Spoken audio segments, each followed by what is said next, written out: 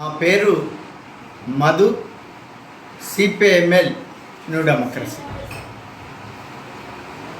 భద్రాద్రి కొత్తగూడెం జిల్లా 18వ తారీఖు అంటే నిన్న అశ్వాపురం మండలం మనుబోతులగూడెం అనేటువంటి దట్టమైనటువంటి అడవి గ్రామం. గత దశాబ్దాలుగా అక్కడ ఆదివాసీ గిరిజనులు జీవిస్తున్నారు. అక్కడ పోడే వాళ్ళకి జీవనాధారం. ఆ పోడు భూములలో ఇవాళ రేవంత్ రెడ్డి గారి ప్రభుత్వం, ముఖ్యంగా ఫారెస్ట్ వారు వెళ్ళి భూములు ఆక్రమించడానికి ప్రయత్నం చేశారు.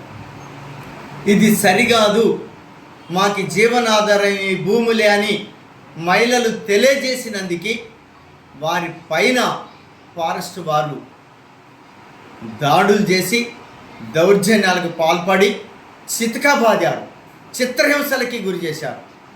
పోలీసులాగా ఫారెస్ట్ వారు ప్రవర్తించారు.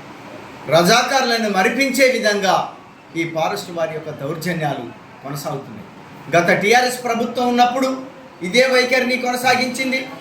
ప్రజా పరిపాలన కొనసాగుతుందని చెప్తున్నటువంటి కాంగ్రెస్ రేవంత్ రెడ్డి గారి పరిపాలన కూడా ఈ విధంగానే ఆదివాసీ గిరిజనుల పైన దాడులు కొనసాగిస్తున్నారు. దాడులు కొనసాగించడమే కాకుండా మహిళల పైన, ఆదివాసీ అమాయక గిరిజనుల పైన అక్రమ కేసులు కూడా పెట్టి జైళ్ళకి పంపిస్తున్నారు. ఈ చర్యల్ని సిపిఎంఎల్ న్యూ డెమోక్రసీగా మేము తీవ్రంగా ఖండిస్తున్నాం. నిన్న జరిగినటువంటి ఒక దాడిని తీవ్రంగా వ్యతిరేకిస్తున్నాం.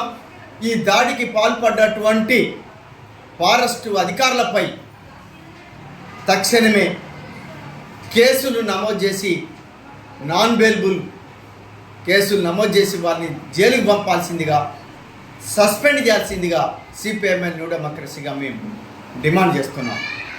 పీసా చట్టం ప్రకారం, అడివక్కుల చట్టం ప్రకారం, 107 చట్టం ప్రకారం, ఆదివాసీ గిరిజనుల చట్టాల ప్రకారం వాళ్ళు అక్కడ జీవిస్తున్నారు. పోడు నరుక్కొని పట్టాలు పొంది అక్కడ బతుకుతున్నారు. వారిపైన దాడులు చేసేటువంటి హక్కు ఈ ఫారెస్ట్ వాళ్ళకి ఎవరిచ్చారు? ఏంటి మీ దౌర్జన్యాలు? అందుకోసమే ఎట్లా మహిళలపైన దాడులు, దౌర్జన్యాలకు పాల్పడుతూ ఉంటే, ఆదివాసీ గిరిజనుల అమాయకులు అనుకుంటే, ఈ విధంగానే మేము అరాచకత్వాన్ని, గుండాయిజాన్ని కొనసాగిస్తామంటే మాత్రం ప్రజలు, ఆదివాసీలు తమను తాము రక్షించుకోవటం కోసం, తమపై జరుగుతున్న దాడుల్ని తిప్పికొట్టడం కోసం చైతన్యవంతమైనటువంటి ఒక పాత్రని పోషిస్తారు. ఆ తర్వాత ఫారెస్ట్ వారు తీవ్రమైనటువంటి ఒక పరిణామాల్ని ఎదుర్కోవాల్సి వస్తుందని చెప్పి మేము స్పష్టపరుస్తున్నాం. ఇప్పటికైనా దాడులకి, దౌర్జన్యాలకి స్పష్టి పలకమని చెప్పి డిమాండ్ చేస్తున్నాం.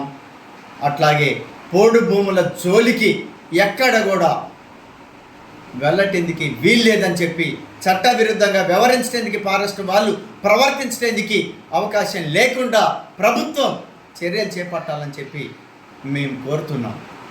ఆదివాసులకి అండగా దేశంలో ఉండేటువంటి విద్యార్థులు, మేధావులు, మహిళా సంఘాలు, రాజకీయ పార్టీలన్నీ కూడా స్పందించాలి, వారికి అండగా నిలబడాలని చెప్పి మేము అందరినీ, అన్ని వర్గాల ప్రజానీకానికి మేము విజ్ఞప్తి చేస్తున్నాం. ఆదివాసుల తరపున సిపిఎంఎల్ న్యూ డెమోక్రసీ గతంలో పోరాడింది, ఇప్పుడు పోరాడుతుంది. మనుబోతులగడ్డ ఆదివాసీ గిరిజన ప్రజలకి అండగా నిలబడతాం. మొత్తం టోటల్గా ఆదివాసీల భూముల రక్షణ కోసం పోరాడతాం. ఇప్పటికైనా ప్రభుత్వం రేవంత్ రెడ్డి గారి పరిపాలన ప్రజాస్వామ్యయుతంగా కొనసాగించమని చెప్పి హెచ్చరిస్తున్నాం. లేని ఎడల దాడులు, దౌర్జన్యాలకు పూనుకుంటే మాత్రం గత కేసీఆర్ ప్రభుత్వానికి ఏ గతి అయితే పట్టిందో అదే గతి, అదే పరిస్థితి రేవంత్ రెడ్డి గారికి కూడా ఏర్పడుతుంది. తస్మత్ జాగ్రత్త అని చెప్పి